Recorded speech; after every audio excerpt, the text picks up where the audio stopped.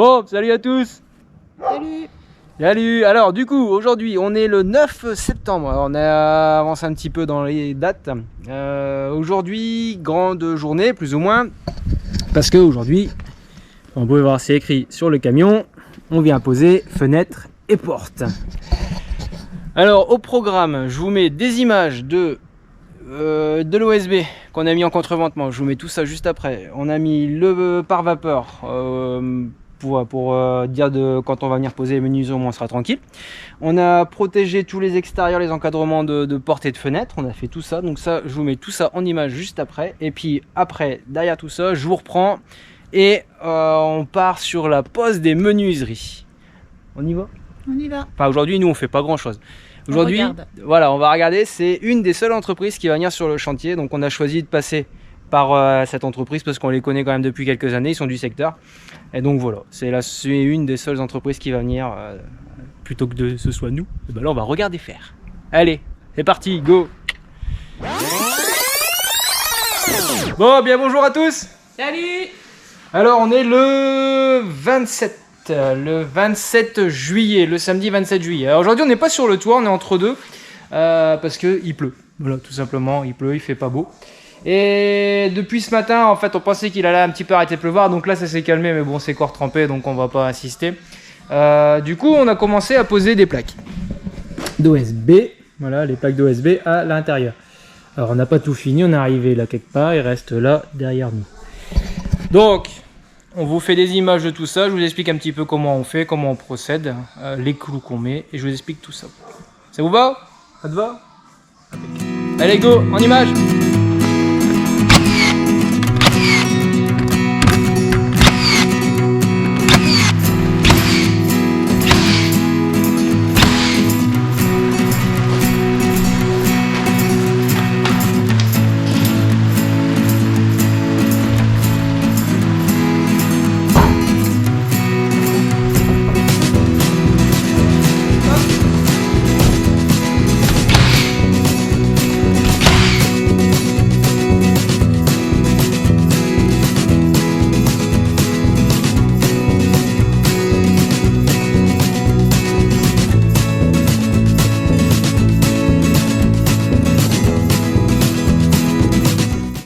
Allez, c'est le moment dans la vidéo où...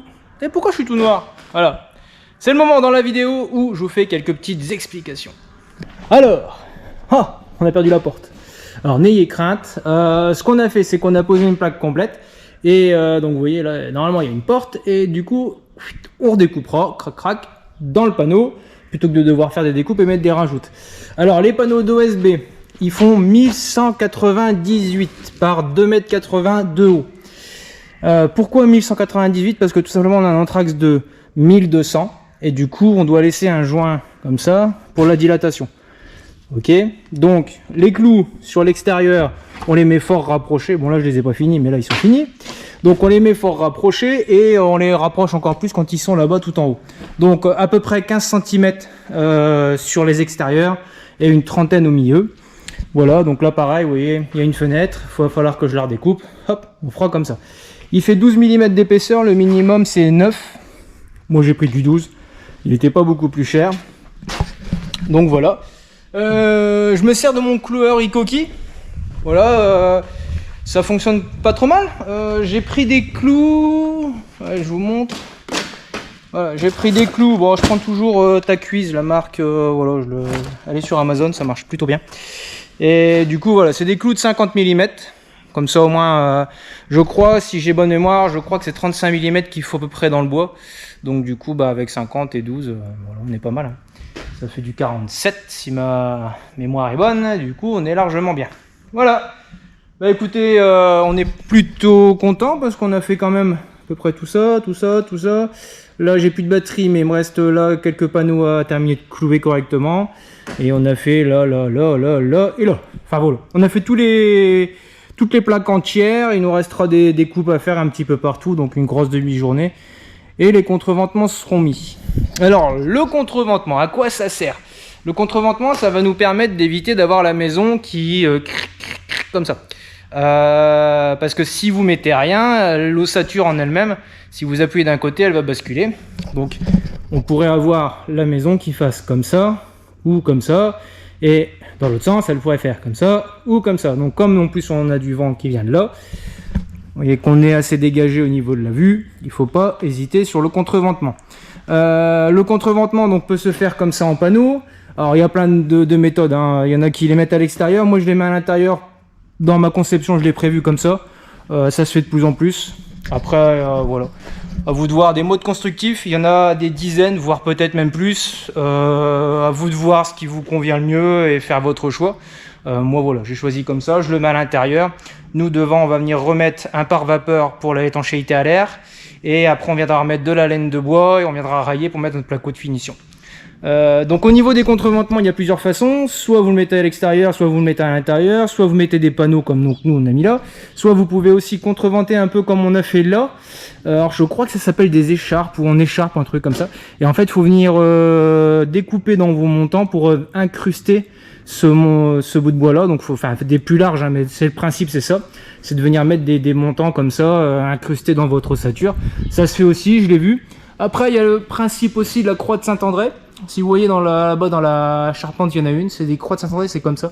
Ça, on les rencontre peut-être un petit peu plus facilement dans les maisons à colombage. On en trouve aussi. Donc voilà, ça évite tout simplement que la maison elle bouge et qu'elle travaille.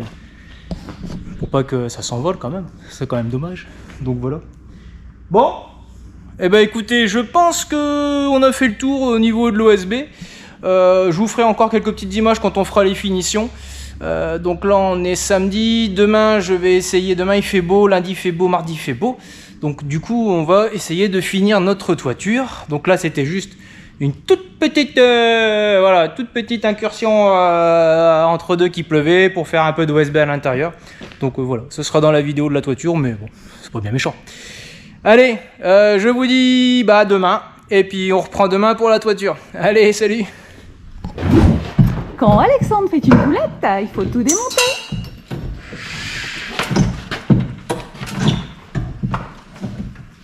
T'as un sourire à la caméra, montre que t'es heureux. Non. Si, montre-le bien. Donc on était en train de poser les fenêtres et en fait je me suis aperçu que j'avais fait une modification dans ma demande. J'avais demandé tous les 2,20 m comme il pouvait y avoir là-bas. Sauf que la porte d'entrée j'avais prévu 2 mètres. Et que du coup il y a 2,20 m. Du coup bah, on va redémonter. Donc on va redémonter le linteau. Là je viens de découper le OSB. Voilà. Erreur pour commencer. Faut retirer pareil. Comme ça on va pouvoir mettre la porte là.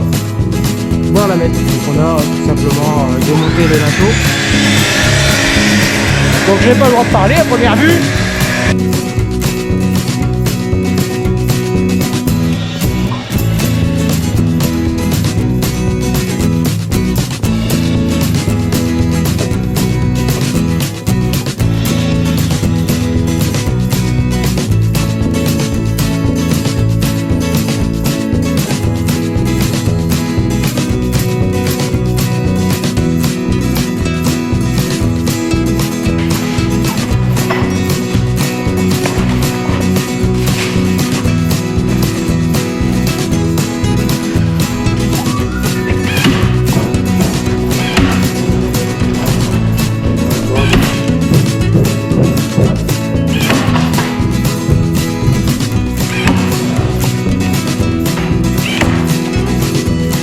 Donc voilà. Hop. Donc là nous on laisse dépasser, comme ça comme on va remettre l'isolant, après on viendra remettre tout ça à l'extérieur. Et donc là ici, là l'eau si elle vient, elle coule et elle reste ici. Elle s'évacuera après. Voilà. Donc en haut pareil. On refait aussi, alors on laisse un tout petit peu dépasser. Attendez, je sais pas si vous allez bien voir. Tac, là voilà.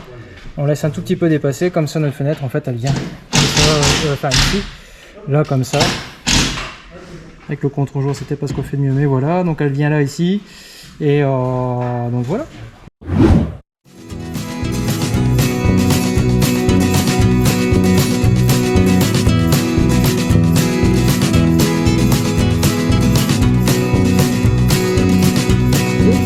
voyez là ça bosse, et là ça bosse pas. Mais non, on peut pas faire ça sur des trucs, c'est chiant. Oh là là là.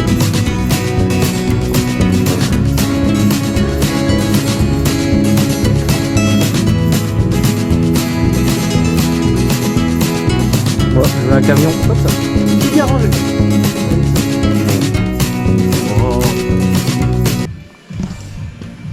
Alors vous voyez, c'est écrit là, on est parti sur des menuiseries Ocnoplast. Alors nous on part sur tout en PVC sauf la porte d'entrée qui elle, donc elle est déjà posée. La porte d'entrée est là-bas et elle est en alu. C'est la seule pièce qui sera en alu, le reste on est parti donc sur du PVC. C'est fermé avec les pas de bol. Donc on les a prises. On a pris toutes les portes, intérieur blanc et extérieur anthracite cérusé. Donc ça c'est celle qui ira vers le garage à l'avenir. Voilà, bon. Ah, le café. Du coup voilà, on est sur du triple vitrage. On est sur des fenêtres donc pour maison passive, bien évidemment. Quand même, on allait essayer de faire ça à peu près propre. Alors bon, on a fait un petit... Hop, du mal à plier ma jambe. On a fait, voilà, nous on a choisi des seuils plats. Bon, mais du coup, je pense que voilà, niveau pont thermique, c'est pas... Mais bon, il y a quand même des ruptures en dessous, hein, c'est parce que je peux pas vous montrer, mais en dessous, il y a des joints de caoutchouc et tout ça. Mais je pense que voilà, on aura quand même... ça doit être un peu moins efficace que du normal, mais c'est pas bien méchant, on va pas non plus chipoter. Donc voilà, bon, du coup, regingot. Pour être sûr, on viendra ici, nous, on fait tout un habillage en alu, donc ici, regingot. Comme je vous disais, on a tout protégé en pare-pluie. Voilà, tout partout autour. Donc là, bon, on les a scotchés un peu à l'arrache, on les a agrafés pour certains. On va bientôt avoir notre isolation, donc on va bientôt pouvoir finir les extérieurs un petit peu. Au moins, du moins, mettre l'isolation extérieure et le pare-pluie. Donc voilà. Bon, bah écoutez, je sais pas ce que vous en pensez.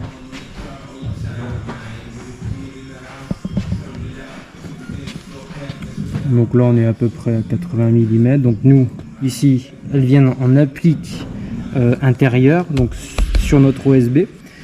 Et on va venir remettre donc nous 80 mm de laine de bois, plus après devant un rail à placo pour pouvoir avoir un vide technique, pour pouvoir mettre tout ce qui va être gaine électrique et puis tout ça en ayant... Ça fait du bruit. Du coup voilà, 80 mm et puis bah du coup on va revenir un petit peu, donc elles seront un tout petit peu à l'intérieur du mur légèrement. Voilà, donc là on voit peut-être un petit peu mieux. Donc on a mis une pièce d'appui, on l'a décalé un tout petit peu du mur avec un OSB pour pouvoir avoir notre gingot et pouvoir mettre une tôle juste derrière.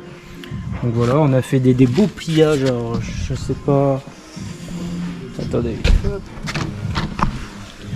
Je vais vous montrer là. Donc on a fait des beaux pliages, donc on a celui du bas qui est plié dans l'angle, sans découpe bien évidemment jusqu'ici, qui vient se remettre là derrière, et celui-là qui vient descendre dessus. Comme ça, s'il pleut, ça coule là, s'il pleut, ça coule là, et ça coule là, et tout coule vers l'extérieur.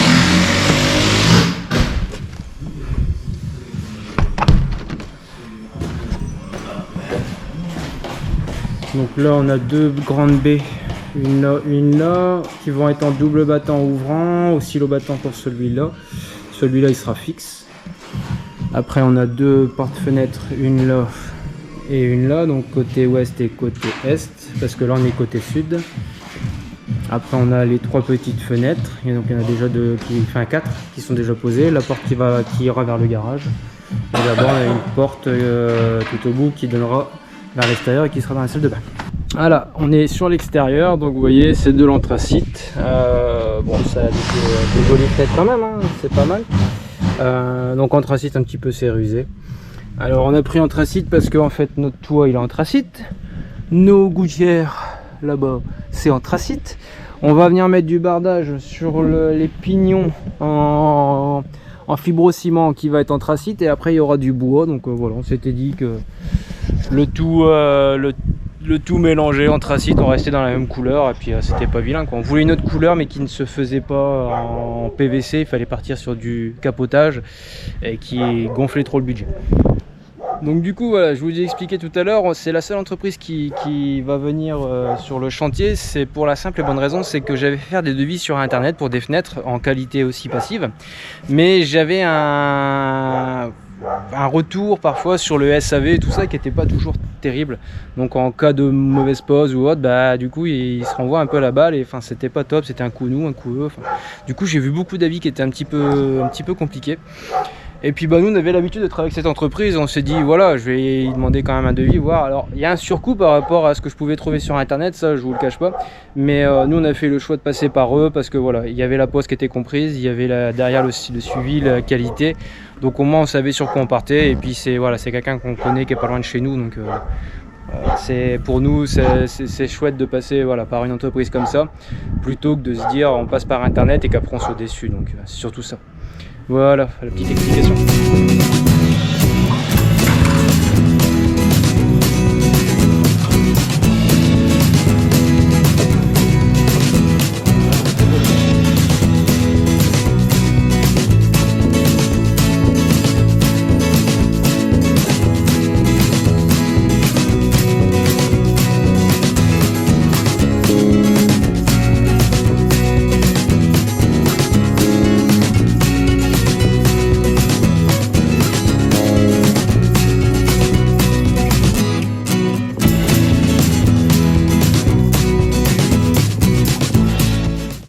Je sais pas si vous allez bien voir, mais en tout cas moi je suis content parce qu'en fait ils ont quasiment juste mis partout la même chose là, et en fait donc il y a vraiment le même écart, ils l'ont quasiment posé contre le mur parce qu'en fait tous nos murs à 2 mm près, ils sont tous droits, ils sont tous de niveau.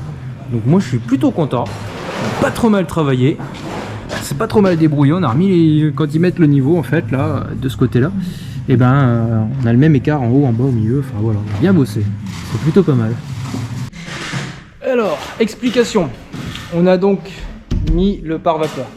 Comme vous pouvez le voir, il y a une jonction à faire avec donc la menuiserie et le pare-vapeur. Donc on avait laissé comme ça, et en fait on vient mettre des membranes. Donc il faut bien tout enrober et venir le plaquer partout et faire l'étanchéité. Et du coup, aujourd'hui, c'est l'activité du jour. Alors voilà, à quoi ça ressemble. Donc c'est collé là, c'est tout lisse, partout. Hop, je vais manquer là un petit peu, on verra peut-être mieux. Voilà, et donc du coup on vient bien faire l'étanchéité comme ça. Après il y a tous les angles à venir refaire. Donc là ils vont venir en remettre une après ici en dessous, ils viennent tout siliconer avec du petit silicone bleu. Voilà, et je vous montre là à quoi ça ressemble. Donc vous voyez, on en remet une, tout est collé, et s'il y a besoin on rajoute du silicone pour être sûr, comme le bon en haut. Là, voilà. Donc ça c'est assez important parce qu'il y a quand même beaucoup de menuiserie et c'est un des points faibles quand on fait l'étanchéité à l'air. Ça avec les passages de câble, mais nous on sera remettre avec les passages de câble parce qu'on vient remettre comment dire, le rail à plaque au devant. Donc du coup on a un vide technique, donc on vient pas percer la membrane qui est déjà posée. Donc il y a quelques passages voilà, au niveau du sol, des choses comme ça qui c'est où là par exemple, voilà, il y a donc les évacuations.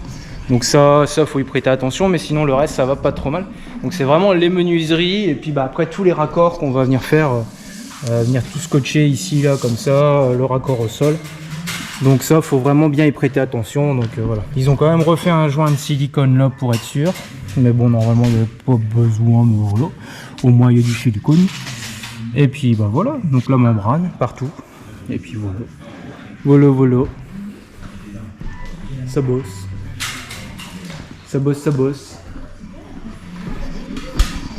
Alors ils ont mis à peu près 2 jours pour poser toutes les fenêtres, portes, tout ça, donc tout sur équerre avec voilà, tout mettre tout propre, le compriband des compagnies, mettre tout de niveau.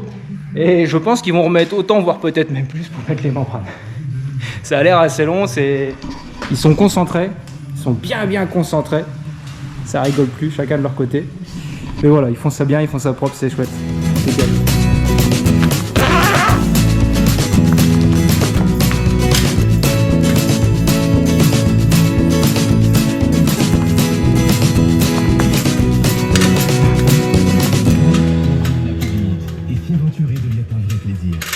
Bon bah en tout cas ce sera une fin de vidéo, je pense qu'elle était pas très longue, j'ai pas encore au montage mais je pense qu'elle sera pas super longue.